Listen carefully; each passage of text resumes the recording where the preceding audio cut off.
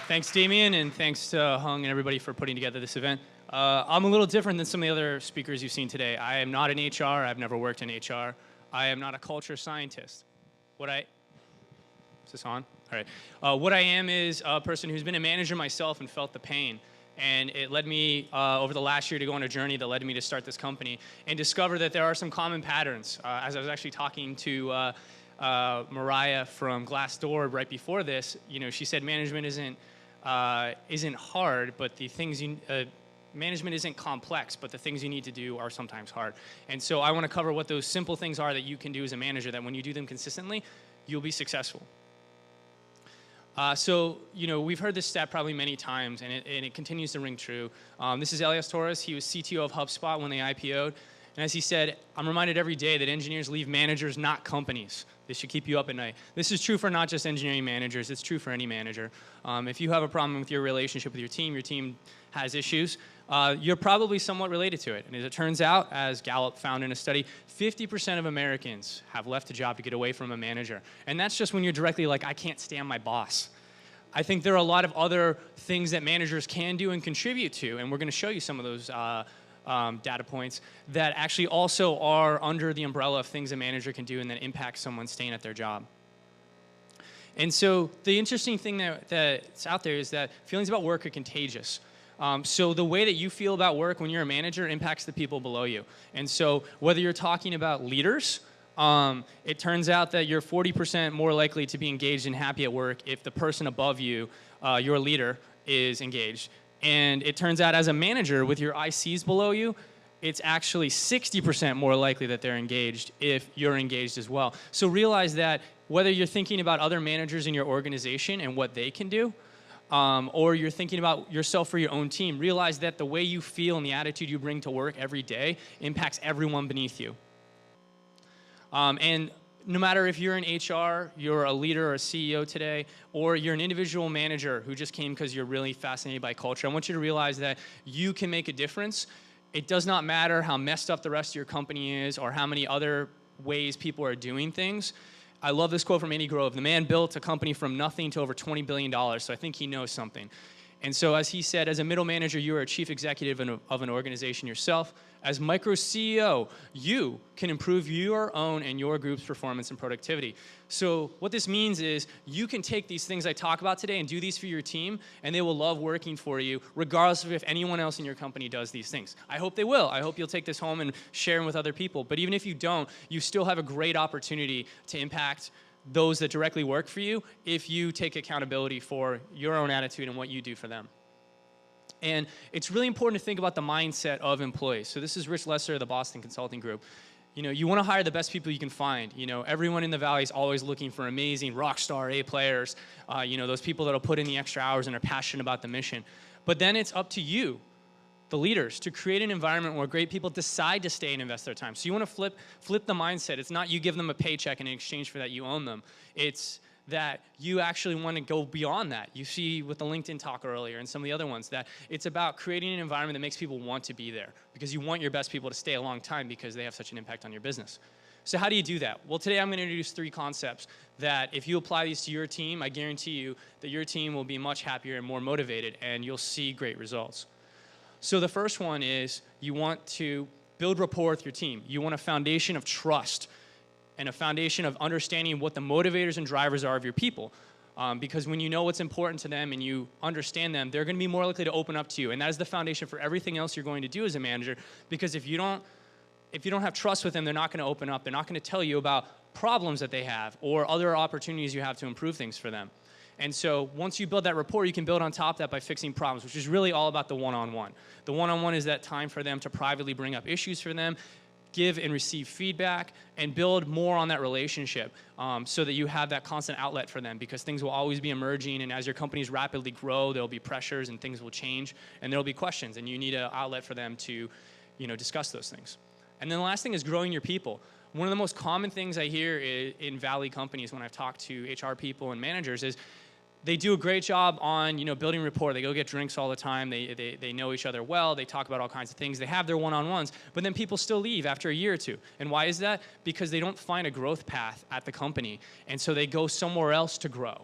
And that's a huge waste, especially in a rapidly growing company. I guarantee you that a lot of the time, whatever they wanted to do next, whether it's a lateral move to a different role or it's up the organization, if you're rapidly growing, there's probably tons of opportunities if you just ask and talk about it and help them get ready for the role before they get there. So let's look at the first part, building rapport. What does that really mean? Well, it turns out, this is from Gallup's State of the American Manager that came out a couple of months ago. You can see really clearly that this green gets really small really fast whenever people don't feel like they can talk with their manager about non-work related issues, and when they feel they can't approach their manager with any type of question. When you strongly disagree on if you can feel you can approach a manager with a question, it doesn't even get big enough they could put a font with a number on it. So realize that being approachable and having them trust you is huge for their odds of being engaged, because frankly, engagement usually has something to do with whether problems they see in work are being resolved. And without trust, that won't even begin to happen because they'll never even bring up the issue before they end up leaving. I love this quote then from Indra Nooyi of Pepsi. Think about the last time that something happened to you. Maybe a friend spilled a drink on you or something. If it's your friend that did it, you're probably like, oh, it was totally an accident. I'll give you the benefit of the doubt. But if you're at a bar and some random stranger, maybe it's some hulked up guy from the marina, you think oh man, what a jerk. I hate that guy. But if you give people the benefit of the doubt, you assume positive intent, you'll be amazed how the whole approach to a person or problem becomes very different. This is why a lot of companies do things like blameless retrospectives. Because it's not about assigning blame, it's not about criticizing someone, it's about making sure it doesn't happen again and improving the situation. So when you have that kind of mindset, it makes it easier for you to be the approachable manager because you're not biting someone's head off or blaming them. Instead, you're actually creating an environment where it's safe to come to you with issues, even if they're possibly partly to blame or responsible for it. And then, of course, how many of you have read Dale Carnegie's How to Win Friends and Influence People? Awesome. The rest of you, I know you have your phones out anyways, just open up the Amazon app, type in How to Win Friends and Influence People, and buy it. Trust me, it's a book that will change your life and how you look at how you interact with other people. And so one of my favorite quotes from that book is, the only way to influence people is to talk in terms of what the other person wants. Now, how do you possibly know what your team members want if you don't ask them? It sounds really simple, but I'm amazed how often a manager hasn't actually talked at all about people. What's your favorite kind of work? What stuff do you love to do on your job, and what stuff don't you like? It's amazing how often I found that when you have a decent-sized team, 6 to 8 people, you will have someone on the team that loves to do something that somebody else hates to do. And so you have this incredible opportunity to give that work to the right person, and 2 people are happy because one person doesn't have to do it that didn't want to. Or you can make 2 people upset because that other person's like, oh, I would love to do that. And the other person's like, you made me do it? So realize that if you take the time to understand people's motivators and drivers, that you are going to have more trust and a better relationship with them, and you're also just going to know what the low-hanging fruit is for what kinds of projects may excite people. And I want to share a quick story with you for the NBA champion Golden State Warriors. So Steve Kerr is a rookie head coach, never coached at any level ever before, and he just won a title in his first year. And on top of that, he replaced a head coach that was very well liked by Steph Curry, their star player, who had made the playoffs the year before. How does a guy come in like that, change a bunch of things in their offense and defense, and get buy-in from everyone, including getting the guy who ended up being the MVP of the series, to sit on the bench the whole year? Well, the way you do that is by building rapport first. So the first thing Steve Kerr did when he got the job last year was he hopped on an airplane. And then he hopped on another airplane and another until he had flown to the homes, the off-season homes of every player all around the country. The world, yeah, exactly. He knows what I'm talking about. So he flew all over to visit these people, and he took the time to talk to not just Steph, the star, but all the way down to bench players who had bad seasons the year before. And he talked about what went right and what went wrong last season and what was important to them, and got them to buy into the fact that he was going to change some things, but that he cared about what everyone was doing. And so taking that time gave him a foundation so that when they started training camp and he wanted to start making changes, they were bought in and not skeptical of him, and they realized he cared about each and every one of them on the team. And if you look at anything that they've talked about now since they won the title, you can see the closeness of that team, and that's no accident. Also, I want to share a personal story. So when I was at KISSmetrics, I worked with this awesome engineer, and he loved this basketball player named Mark Price. And so one day I wanted to say thank you because he was bailing me out, because as a product manager, sometimes you discover things that are mistakes that were probably your fault, but an engineer has to clean up your mess. And that's when you really tell how much your engineers like you. And so this one engineer, Nate, did an awesome job making a mid-flight change in the middle of a sprint. And I wanted to thank him, but I had no budget. I had access to no money. So this was coming out of my pocket if I was going to thank him. And so since I knew the guy was obsessed with Mark Price, used to wear the guy's jersey to stand-ups. I said, you know what can I do? Went to eBay, and look what you find. For less than $10, a little Mark Price figurine. And when he got it, he was so excited, he Instagrammed it. He also texted me that it made his day, and he put it on Facebook. That was $10, and it took 30 minutes of my time to find it on eBay, buy it, and write him a nice little handwritten note that said, man, I love working with you. Thank you so much for bailing me out on that. We could have been so far behind if you hadn't done that. Thank you. And our relationship was so much better after that. And the coolest thing is, unlike a $10, $20 gift card to Amazon or Applebee's, which is gone and forgotten right away, this is his desk. Whenever I wrote a blog post about this, which is on my LinkedIn if you guys want to check it out later. But the important thing is I emailed him and said, Nate, I really want to share this story. Can I use your name? Can I use the Instagram and not be creepy for you? He's like, absolutely. By the way, it's still on my desk. And I hadn't worked with him for a year. And so how often can you have something that's on someone's desk that they look at every day?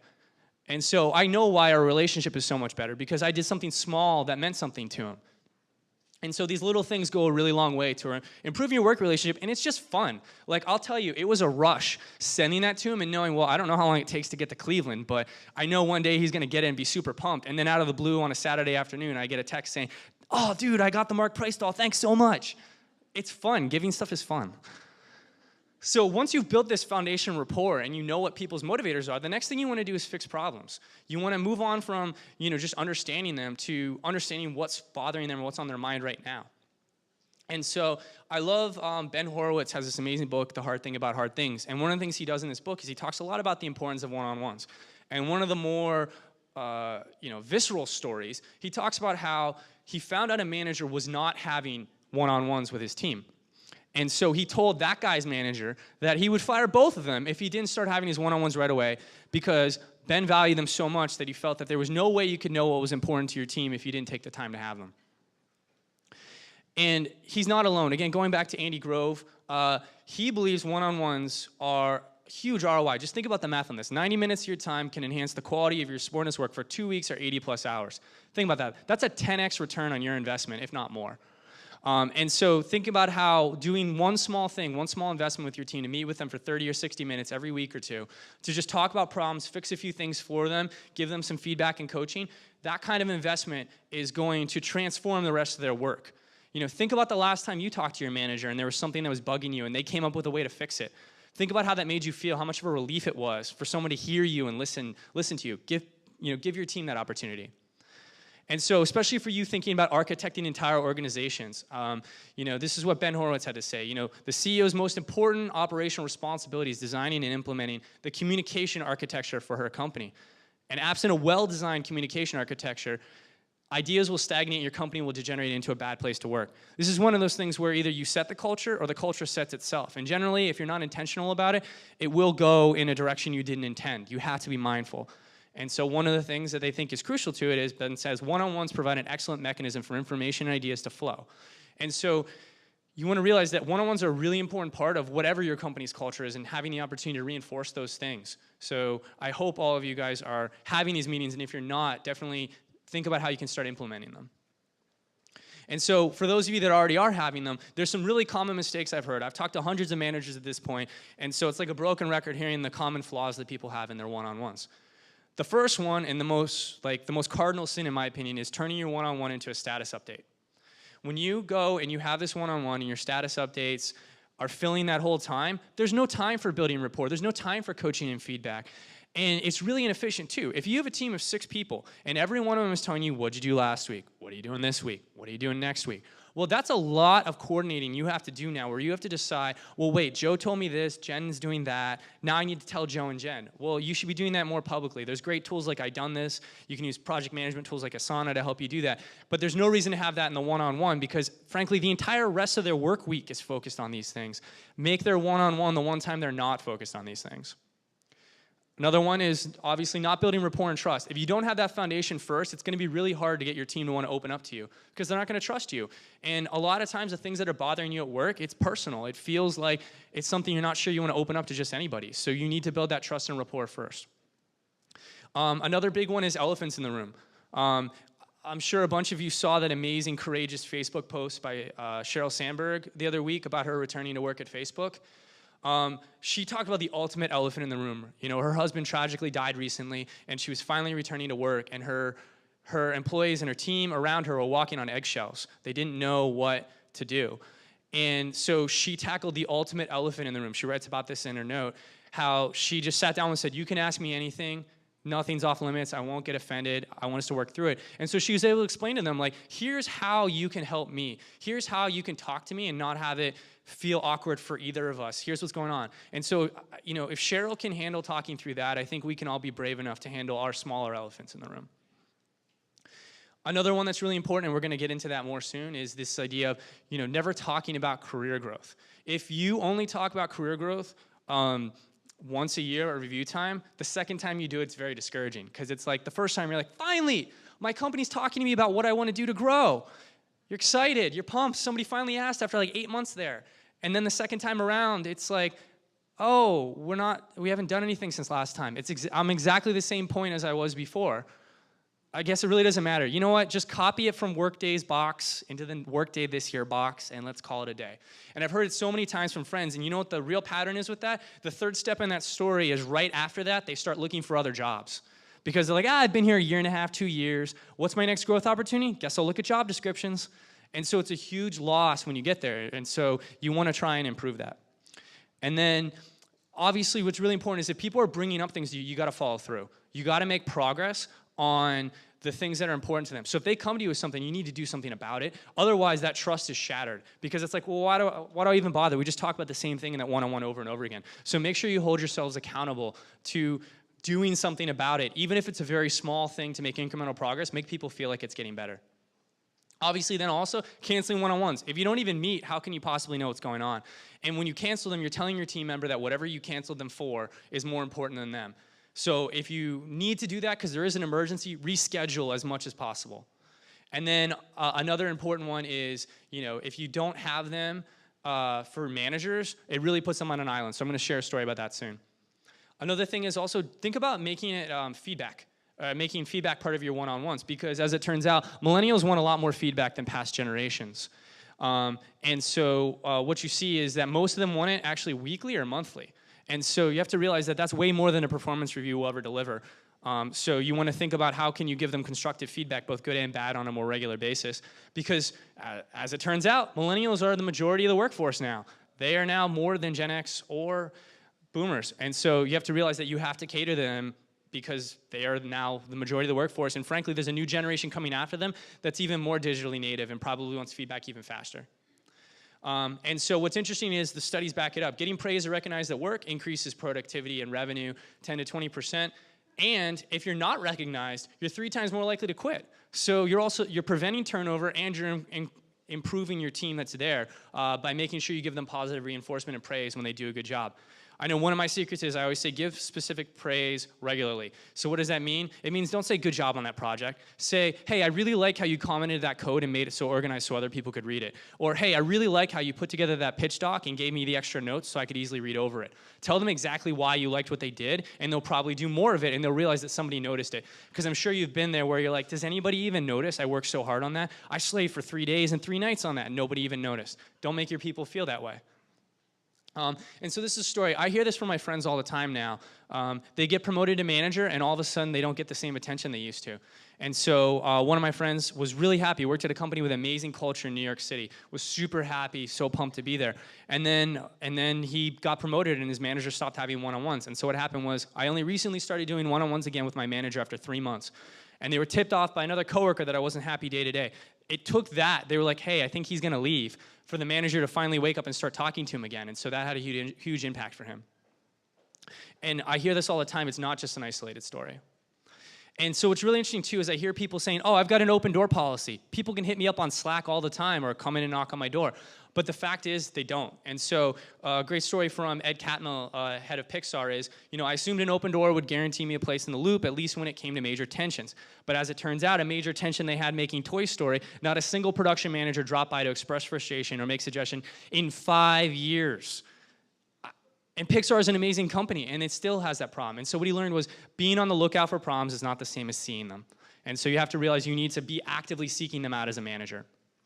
So The last step in the process is obviously to grow your people. So you're fixing problems, you've built a foundation of trust. The last thing is making sure they have a growth path in your company. I love this quote from Jack Welch. I'm sure you guys are all familiar with him. You know, before you're a leader, success is all about growing yourself. And when you become a leader, success is all about growing others. So you have to realize that as soon as you become a leader or you're empowering leaders in your organization, they need to have a mindset that growth of their people is important, because nobody wants to do the same thing usually for 5 or 10 years. They want to have new and exciting opportunities.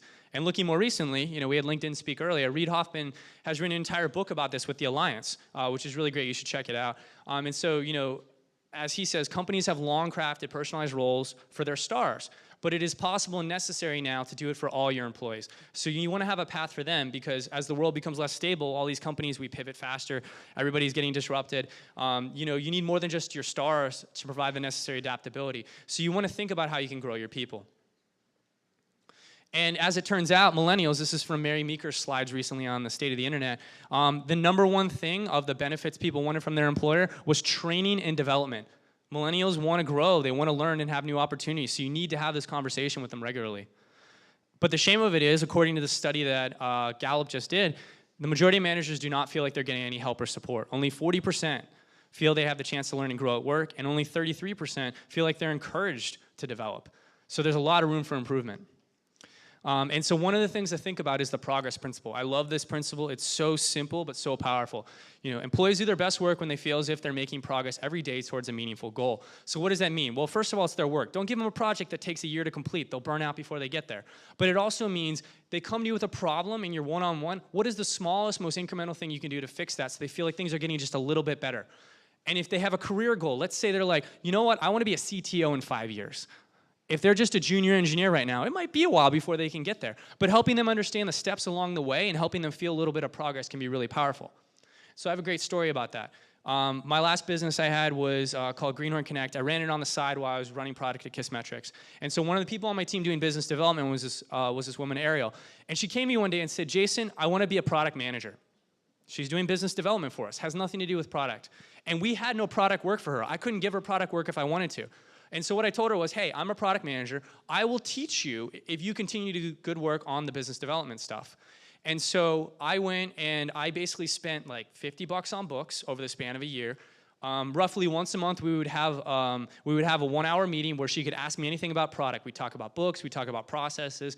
I shared with her how I was building Lighthouse. We did all these different things, and then I would introduce her to people I knew. All these things are really inexpensive. A 1-hour phone call is nothing. You know, a book is no cost at all, and an introduction takes me 5 minutes. And all those things added up to her doing amazing work for business development for us until she left. And I'm proud to say that she then became a junior product manager. And the important thing to realize is, yeah, sometimes people are going to move on, like the woman speaking about LinkedIn said.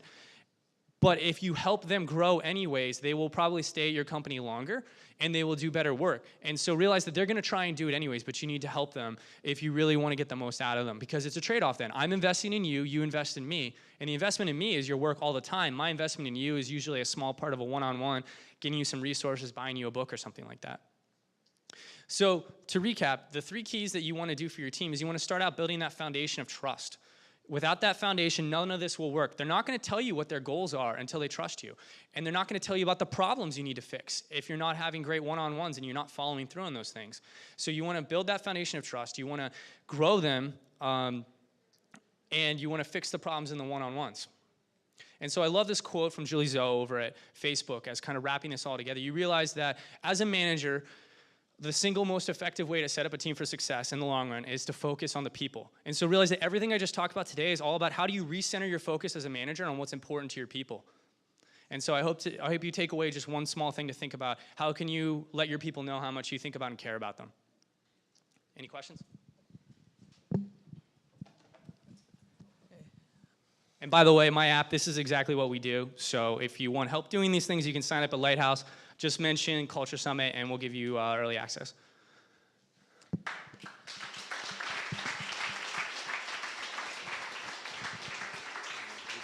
Any questions? Are we skipping questions? Questions? Anything? Cool. Cool. Thank you very much, guys.